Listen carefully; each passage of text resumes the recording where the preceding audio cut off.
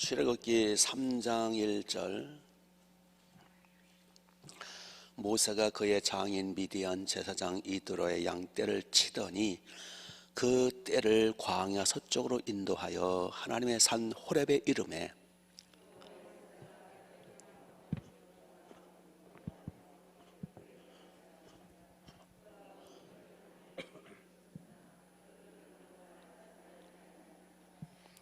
이에 모세가 이르되 내가 돌이켜 가서 이 큰 광경을 보리라. 떨기나무가 어찌하여 타지 아니하는고 하니 그때에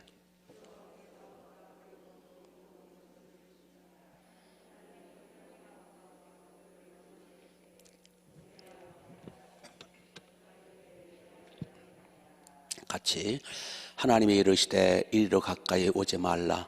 내가 선 곳은 거룩한 땅이니 네 발에서 신을 벗어라. 아멘 아멘. 마침내 드디어 하나님이 모세를 부르십니다. 모세의 이때 나이가 몇 살이냐? 몇 살이죠? 80세입니다. 40년 동안은 왕궁에서 애굽의 이집트의 그 최첨단의 문화와 문명과 학문을 익숙히 배워 사도행전에 나오죠. 알고 40세 되던 해에 왕궁에서 쫓겨나죠. 그 육신의 어머니의 신앙교육으로 젖빨면서 나는 히브리인과 함께 애굽의 그 영광, 왕자로서의 그 영광, 그 애굽의 보화보다 하나님의 백성과 함께하는 고난을 더 큰 보화로 여겨 거절하고 애굽의 왕궁의 부귀영화를 거절하고 십자가를 지고 그 당시 노예 민족이었던 히브리 민족과 함께 고난을 당하면서 애국심이 불타올랐잖아요. 그래서 어느 날 그 애굽 사람이 히브리인을 막 박해하고 막 괴롭히는 걸 보고 그 애국심과 그 열정을 못 참고 애굽 사람을 쳐 죽이잖아요. 그러면서 이제 일종의 독립운동, 일종의 해방운동을 일으키는 거죠. 그것이 발각이 됐어요. 바로 왕한테. 그래가지고 쫓겨나죠. 이제 도망자 신세가 되어서 도망갈 데가 어디 있어요? 그 당시 이집트는요 세계 최고의 제국인데 곳곳에 경찰들이 있고 곳곳에 군사가 있고 애굽은 최고의 군사나라인데 숨을 데가 어디 있어요? 그래서 결국은 아라비아 사막, 미디안 사막으로 도망을 치죠. 시내산이 있는 곳, 사막. 그래서 거기서 루엘 또는 이드로라고 하는 장인의 사위가 되죠. 어차피 도망자 신세고 뭐 손바닥처럼 갈 데도 없고 거기서 이드로의 양을 치면서 40년을 지냅니다. 그래서 지금 모세 나이는 80입니다. 자, 모세가 거기서 뭐 했죠? 1절을 보시면 모세가 그의 장인 미디안 제사장 이드로의 양떼를 치더니 자기 양도 아니에요. 아직도 그냥 이드로 자기 장인에게 붙어서 살고 있어요. 40년 동안을. 본래 모세는 어떤 사람이었습니까? 왕궁 출신이잖아요. 공주의 아들로 자랐잖아요. 최고의 장래가 촉망되던 젊은이였잖아요. 부귀영화를 누리며 살다가 갑자기 도망자 신세가 되어 40년을 광야에서 장인 어른의 양떼를 치고 있었더라. 겉벌이 서말이면 처가살이 안 한다는 말이 있는데 이거는 뭐 평생을 장인 밑에서 장인의 양떼를 치는 참 비참한 80 먹은 늙은이 모습으로, 그리고 목동은 우리가 알다시피 그 거치는 사막, 거치는 그 들로 산으로 다니면서 그 아열대 지방에 여기는 풀밭도 별로 없거든요. 사막지대니까 겨우겨우 죽지 못해 사는 그러한 그야말로 밑바닥 인생. 모세는 그야말로 죽지 못해 사는, 얼로 다시 도망칠 수도 없고 바로 왕은 시퍼렇게 살아있고 그래서 40년간을 미디안 광야, 아라비아 사막에, 사하라 사막이죠. 거기서 붙여 사는 거예요. 더군다나 더 기가 막힌 거는 장인어른 이드로인데, 이씨인데, 장인어른의 진짜 직업이 뭐예요?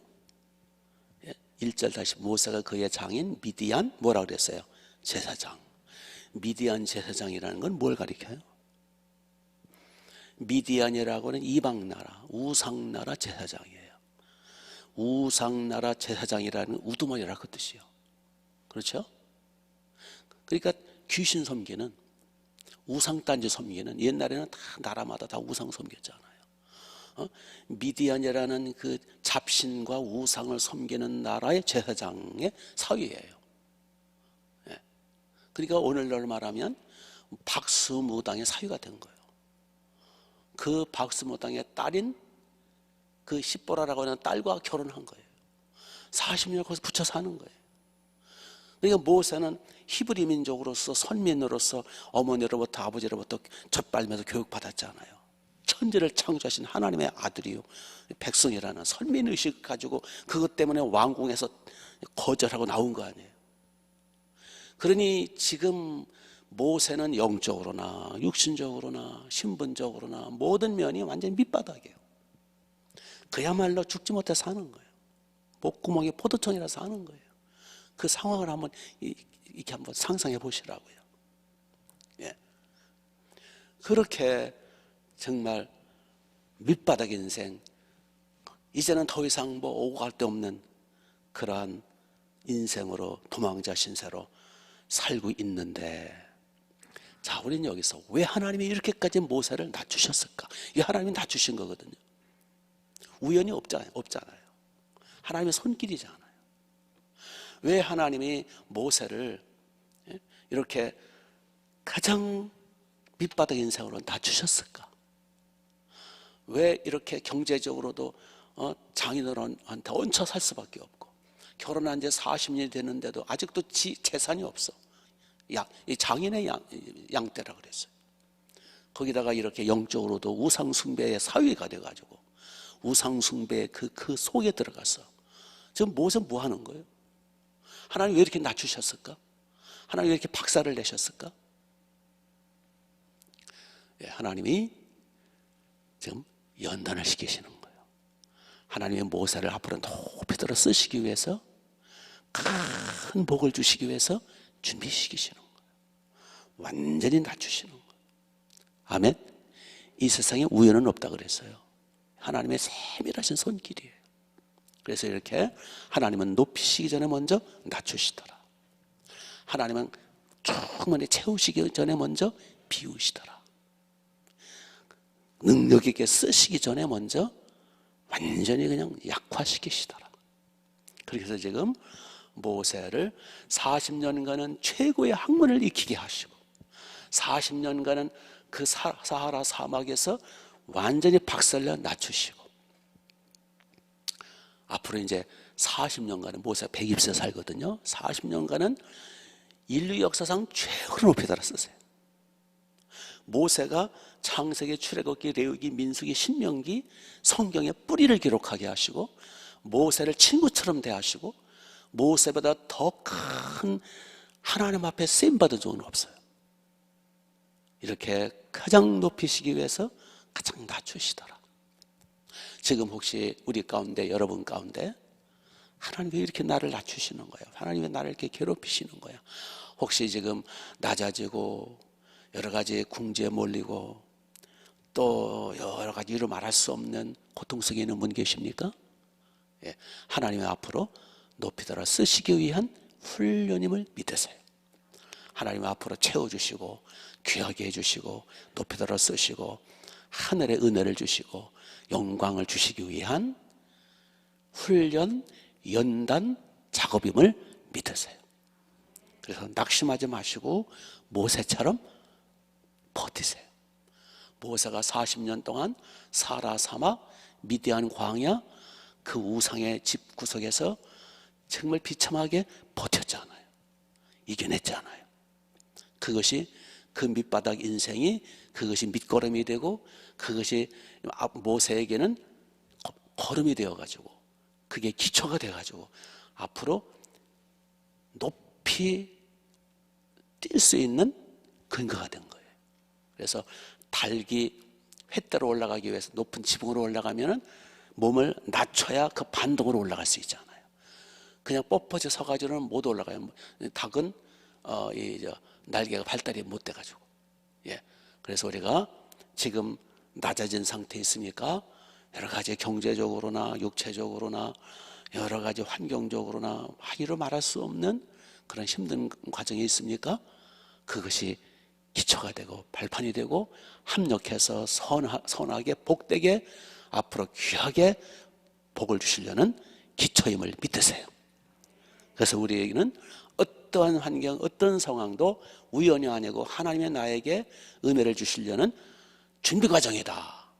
다 그래요, 다. 요셉도 10년간을 17살에 애굽으로 팔려서 형님들한테 미움받고 팔려서 노예 생활 7년, 감옥 생활 3년, 최악의 환경이죠. 노예 생활, 감옥 생활. 그것이 기초가 돼가지고 30살 됐을 때에 요셉이 애굽의 총리가 되잖아요. 30살에 애굽의 총리가 10년, 13년이죠. 노예 생활 10년, 감옥 생활 3년에서 13년 밑바닥 인생, 죽지 못해 사는 인생을 고난을 연단을 받은 뒤에 앞으로 그러니까 요셉이 120 몇 살 살았어요. 그렇죠? 앞으로 약 7, 80년, 8, 90년간을 애굽의 총리로, 실세 총리로 이스라엘 백성들 하나님의 교회를 번성케 하고 애굽과 주변 팔레스타인 모든 나라들을 살려내는, 요셉 아니었으면요 다 굶어 죽었어요. 요셉의 지혜 때문에 풍년 동안에 저축해가지고 흉년을 버틴 거잖아요. 하나님의 요셉을 7, 80년을 높이 들어 쓰시기 위해서 13년을 연단을 시키시더라. 그러니까 훈련, 연단은 길지 않아요. 하나님의 영광은 길어요. 아멘. 네. 그래서 버티시고 승리하시고 그러면 이제 하나님의 때가 되면 드디어 불러서 쓰십니다. 이제 때가 됐어요. 여러 가지 때가 돼서 하나님이 이제 모세를 부르십니다. 어떻게 부르시느냐? 이제 그날도 모세가 1절을 보면 이드로 장인어른의 양을 몇십 마리든 끌고 이제 푸른 초지를 찾아서 이동하던 중에 호렙산이라고 하는 산까지 이르렀어요. 거기 하나님의 산이라 나오죠. 호렙산. 거기서 이제 이스라엘 백성들과 하나님이 계약을 맺은 산이기 때문에 하나님의 산이라는 별명이 붙었어요. 호렙산. 저도 아직 가보진 못했는데 그 신의 산이라고도 하죠. 같은 산이에요. 호렙산, 신의 산. 그 산에까지 이제 그 풀을 뜯기려고 양떼를 이끌고 와서 보니까 호렙산, 신의 산 중턱에 떨기나무가 이렇게 큰 떨기나무가, 여기 떨기나무는 일종의 그 가시덤불 있죠. 우리나라 찔레 가시덤불, 그 나무와 비슷하대요. 우리나라 그 찔레 꽃 피고 그 가시덤불 같은 이런 쓸모없는 나무죠. 우리나라에서는 그렇잖아요. 가시가 있어 근처도 못 가고. 그 떨기나무에 불이 붙은 거예요. 그래서 불났다 보다. 가끔 산에 불 나잖아요. 그리고 지나가려고 그러는데 불이 꺼지질 않는 거예요. 왜 불이 안 꺼지지? 희한하다, 이상하다. 떨기나무에 불이 붙었는데 계속 불이 붙는 거예요. 활활활활활. 그래서 모세 호기심을 하나님이 사용을 하시는 거죠. 그래서 이제 2절을 보시면 여호와의 사자가 떨기나무 가운데로부터 나오는 불꽃 안에서 그에게 나타나시니라. 모세가 보니, 그가 보니 떨기나무에 불이 붙었으나 그 떨기나무가 사라지지 아니하는지라. 이상하다. 제가 돼야 되는데. 그래서 3절을 보시면 이에 모세가 이르되 내가 돌이켜 가서 이 큰 광경을 보리라. 이 작은 광경 같은 모세가 그냥 지나가 버리죠. 그러니까 모세를 끌어당기기 위해서 큰 광경을 보이신 거예요. 떨기나무가 어찌하여 타지 아니하는고. 그러니까 사람에게는 뭐가 있는 게 중요해요?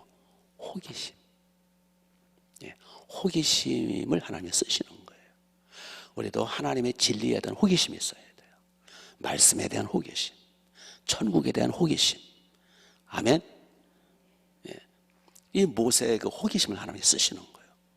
그래서 그 호기심을 지나칠 수가 없어요. 그래서 내가 확인해 보리라. 무언가. 그리고 이제 그 떨기나무 그 산으로 올라가는 거죠. 4절 보시면 여호와께서 그가 보려고 돌이켜오는 것을 보신지라. 하나님이 떨기나무 가운데서 그를 불러 이르시되 모세야 모세야 하시매 그가 이르되 내가 여기 있나이다. 하나님을 볼 수는 없어요. 그러나 무언은 들을 수 있어요? 음성은 들을 수 있어요. 하나님의 음성은 들을 수 있어요. 그 음성의 기록이 뭐예요? 성경 말씀이에요. 그래서 기독교를 말씀의 종교라고 그러는 거예요. 하나님을 보려는 노력은 포기해야 돼요. 하나님은 볼 수 없는 분이에요. 왜냐하면 천지보다 크신 분이고 영이시기 때문에. 앞으로도 천국 가서도 하나님의 얼굴을 뵐 수는 없어요. 그분은 워낙 크시고 거룩하시고 영이시기 때문에. 그래서 음성이 들리는 거예요. 모세야 모세야. 자, 여기서 이제 한번 봅시다. 2절을 보시면 중요한 얘기하는 거예요. 2절을 보시면 누가 떨기나무 가운데로부터 불꽃 가운데 나타나셨다고요? 누가? 여호와의 사자가. 보통 여호와의 사자는 누구의 모습이에요? 사람의 모습. 사람의 모습. 영적 사람의 모습. 여호와의 사자. 그걸 다른 말로 뭐라 그래요? 천사라 그래요. 천사가, 여호와의 사자는 천사예요. 천사는 사람의 모습과 비슷해요. 영적으로 사람과 똑같아요. 지금 여기 천사가 확 가득 차 있어요. 영안이 열리면 천사 볼 수 있어요. 그러니까 여호와의 사자가, 즉 천사가 어디 가운데 나타나셨다고요? 떨기나무 불꽃 안에서 그에게 나타나시니라 그랬죠. 그런데 분명히 여기 천사예요. 그런데 4절을 보세요. 4절. 여호와께서 그가 보려고 돌이켜오는 것을 보시인지라. 하나님이 어느 나무 가운데서? 떨기나무 가운데서 그를 불러 이르시되 모세 모세야. 자, 2절에서는 떨기나무 가운데 나타나신 분이 누구예요? 여호와의 사자. 4절에서는 같은 떨기나무 불꽃 가운데 나타나셔서 말씀하신 분이 누구예요? 여호와께서. 그러니까 2절의 여호와의 사자는 4절에 누구예요? 여호와예요. 하나님이시란 말이에요. 하나님인데 하나님의 이름이 뭐예요? 여호와. 그러면 여기 여호와 하나님은 누굴까? 2절에서는 여호와의 사자고 4절에서는 똑같은 분이에요. 떡이나무 같은 불꽃이에요. 여호와의 사자라고 말씀하셨어요. 여기서는 여호와라고 말씀하셨어요. 구약에서 대부분의 하나님은 여호와는 예수님을 가리켜요. 물론 성부 하나님을 가리킬 때도 있어요. 근데 성자 예수님을 가리킬 때도 많아요. 어떤 때는 성령 하나님을 가리킬 때도 있어요. 여호와라는 하나님의 이름 명칭 속에는 구약에 보면 성부 하나님, 성자 하나님, 성령 하나님 세 분의 이름이 그 여호와 이름 속에 같이 어떤 때는 성부 하나님, 어떤 때는 성자 예수님, 어떤 때는 성령 하나님. 그래서 문맥을 통해서 보면 알 수 있어요. 그러니까 뭐 보통 사람이 그냥 그런가 보다 지나가는데 처음 듣는 분도 있을 거예요. 그런가 보다 별로 그냥 닭머리니까. 그런데 열심히 한 단어 하나하나씩 보면 이게 걸리는 거예요. 이게 왜 이럴까? 그러니까 삼위일체 하나님을 모르면 성경 해석이 안 돼요. 본문에도 삼위일체 하나님을 모르면 해석이 안 되는 거예요. 그렇죠? 이 저자가 실수를 했나, 깜빡 졸다가 그렇게 했나? 그거 아니죠. 하나님 말씀은, 예수님 말, 내 말은 1.1도 없어지지 아니하리라. 천지는 없어질지언정. 그래서 여기 모세에게 떨기나무 불꽃 가운데서 나타나신, 모세를 부르신 그 하나님, 여호와 하나님은 누구다? 예수님이다. 여호와의 사자, 여호와의 사자. 성경에서, 구약에서 여호와의 사자는 예수님을 가리켜 놓은 거예요. 성자 하나님, 예수님. 성부 하나님의 보내심 받들어. 그분이 직접 내려오신 거예요. 떨기나무 불꽃 가운데 오신 거예요. 그래서 모세를 부르시는 거예요. 여기 모세야, 모세야 부르시죠? 4절에. 예. 그런데 그 성자 하나님이신 예수님이 결국 구약에서는 이제 주로 이렇게 여호와의 사자 모습으로 많이 나타났어요. 굉장히 많아요. 아브라함에게도 나타나신 그분이 예수님이에요. 그러시다가 이제는 아예 그냥 우리의 희생양, 우리의 속죄양, 완전히 우리와 함께 사시려고 이 땅에 완전히 말씀이 육신이 되어 이 땅에 육체로 오신 분, 그분이 누구라고요? 예수님이신 거예요. 그분이 이제 구약에서는 천사 모습으로, 여호와의 사자 모습으로, 사람의 모습으로 순간순간 나타나시고 그러시다가 이제는 아예 마리아 몸에 진짜 오신 거예요. 그래서 어린아기로 오셔서 십자가에서 하나님의 어린 양이 돼요. 희생양, 속죄양이 돼요. 우리의 죄값을 지불하시고, 그분은 영원히 하나님이시면서 영원히 사람으로 계시는 분이에요. 그래서 예수님은 천국 가서도 영원히 하나님이시면서 보좌에 앉아 계시면서 영원히 또 우리가 똑같은 사람으로 우리와 함께 사시는 거예요. 그래서 그분은 기묘자예요. 예수 그리스도, 그분은 전능한 하나님이시면서 아버지와 동등한 보좌에 앉아 계시면서 우리가 똑같은 또 부활한 육체를 가지시고 우리와 영원히 우리의 신랑이 되어 우리가 영원히 그분과 함께 사는 저 영원한 영광의 천국에 우리가 가는 거예요. 믿습니까? 예. 이렇게 아니면 해석이 안 되는 거예요. 유대인들은 해석을 못 해요. 그래서 유대인들을 앉혀놓고 이거 봐라, 문맥을 봐라, 단어를 봐라. 그 주님이 여기서 뭐라고 그러십니까? 5절 보시면 하나님이 이르시되, 자, 2절에서는 여호와의 사자, 4절에서는 여호와, 그렇죠? 5절에서는 또 뭐라고 그래요? 하나님이라고 그러잖아요. 예. 하나님이 이르시되 이리로 가까이 오지 말라. 내가 선 것은 거룩한 땅이니 네 발에서 신을 벗어라. 예. 이게 회개하라 그 뜻이에요. 신을 벗어라, 회개하라. 가까이 오지 말라. 왜? 모세는 우상숭배자예요. 모세는 죄인이에요.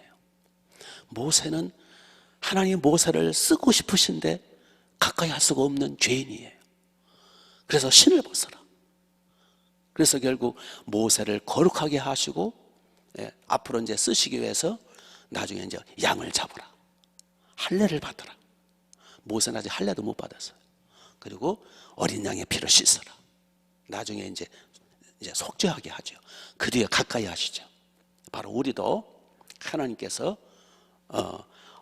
우리의 죄를 다 씻어서 하나님의 자녀가 되게 하시고 성령을 부어주시기 위해서, 영생을 주시고 천국으로 인도하시기 위해서 여호와의 사자 예수님 자신이 우리의 희생양이 되시죠.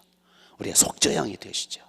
그 피를 믿으면 주님이 우리 가운데 오시고 가까이 하시고 성령을 부어주시고 중생케 하시고 하나님의 자녀로 인을 치시고 우리에게 영생과 천국을 주시는 거예요. 믿습니까? 예. 바로 그래서 모세가 하나님 앞에 간 게 아니에요. 모세는 하나님 하자도 몰랐어.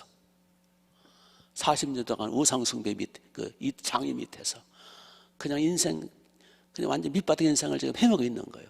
그때 누가 찾아오셨어요? 하나님이 찾아오신 거예요. 그리고 모세를 부르시는 거예요. 모세야, 모세야. 모세를 찾아오셨어요. 떨기나무 불꽃 가운데서 모세를 부르셨어요. 예. 이제 속죄해서 모세를 가까이 종으로 쓰시는 거예요. 아브라함이 하나님 찾은 거 아니에요. 하나님이 아브라함을 찾아오신 거예요. 아브라함아, 아브라함아, 너는 너희 본토 집 아버지 집을 떠나 내가 지시할 땅으로 가라. 내가 너를 큰 민족을 이루고 복을 주겠다. 아브라함이 하나님 찾은 거 아니야. 하나님이 아브라함을 찾아오신 거. 하나님이 이삭을 찾아오시고, 하나님이 야곱을, 아주 그 간교한 야곱을 찾아오신 거고, 하나님이 모세를 찾아오시고, 하나님이 예레미야를 찾아오시고, 하나님이 우리를 찾아오신 거예요. 우리가 하나님 찾은 거 아니에요. 하나님이 찾아오시는 거예요. 하나님이 와서 계시하시는 거예요. 하나님이 우리를 부르시는 거예요. 일방적으로 부르셔서, 일방적으로 속죄하셔서 우리를 자녀 삼으시는 거예요. 그래서 기독교를 계시의 종교라. 인간이 하나님을 찾는 게 아니라 하나님이 찾아오셔서 택하시고 믿게 하시고 속죄시켜 주시고, 그분이 친히 육체로 오셔서 친히 희생제물 되어 피 흘려 속죄해 주시고, 우리를 부르셔서 계시하셔서 믿음을 주시고 성령을 부어주시고 중생케 하시고, 그냥 일방적으로 우리는 선택받아 믿게 해주시니까 믿는 거예요. 나오게 하시니까 나오는 거예요. 아멘. 예, 이 계시, 말씀, 이게 기독교란 말이에요. 다른 종교들은 인간이 자꾸 하나님 찾으려고 애를 써요. 그거는 그러다가 귀신 찾는 거예요. 그렇게 되질 않아요. 전능하시고 거룩하시며 천지간에 충만하신 그분이 찾아오셔야, 그분이 믿게 해주셔야, 그분이 은혜를 주셔야 우리는 비로소 깨닫게 되고 믿게 되는 거예요. 아멘. 예, 하나님의 절대 주권, 이걸 하나님의 무한하신 은혜라 그래요. 그래서 우리 은혜 입지 않으면 우리 믿을 수가 없어요. 하나님의 계시와 은혜와 하나님의 오셔서 뭔가 하늘문을 열어주시고 믿게 해주시고 깨닫게 하시고 중생케 하시고 우리를 붙들어 주시지 않으면 우리는 한순간도 설 수가 없어요. 그래서 모든 게 하나님의 은혜예요. 그래서 그분 앞에 우리는 엎드려서 회개하면서, 왜 우리는 죄인이니까 오늘도 예수님의 십자가 보혈을 위해서 하나님 앞에 더 가까이 나가세요. 그래서 하늘문이 열리게 되시기 바라고요. 모세처럼 멋지게 쓰임받고 복된 인생 되시기 바랍니다. 기도하겠습니다. 하나님 우리 아버지, 주여 우리를 불쌍히 여겨 주옵소서. 아브라함을 찾아오셨듯이, 모세를 찾아오셨듯이 오늘도 우리를 찾아오심을 감사합니다. 주님이 말씀이 육신되어 찾아오셨고, 천지보다 크신 주님이 육체로 찾아오셨고, 피 흘려 우리의 죄값을 지불하셨고, 우리를 성령으로 찾아오 일처 중생케 하셨고, 하나님의 자녀가 되게 하셨고, 오늘도 찾아오셔서 믿게 하시고 우리를 성전으로 이끌어 주시고 말씀이 들려지게 하시고, 오늘도 무한한 은혜를 베풀어 주심을 감사합니다. 오늘도 우리의 마음문을 활짝 열고 주님의 찾아오심에 응답하게 하시고, 오늘도 우리는 죄인 중에 괴수이옵니다. 흘리신 주님의 피, 하나님의 어린 양 예수님의 피로 속죄하시고, 오늘도 우리는 신발을 벗어버리게 하시고, 오늘도 우리는 회개하면서 하나님 품에 안겨서 하나님이 주시는 풍성한 은혜를 받아 누리며 하나님을 영화롭게 해드리는 우리 인생길 되게 하옵소서. 우리 발에 신을 벗게 하옵소서. 우리 주님 앞에 회개하게 하옵소서. 하늘문을 활짝 열어주옵소서. 기도의 문을 열어주옵소서. 예수님의 이름으로.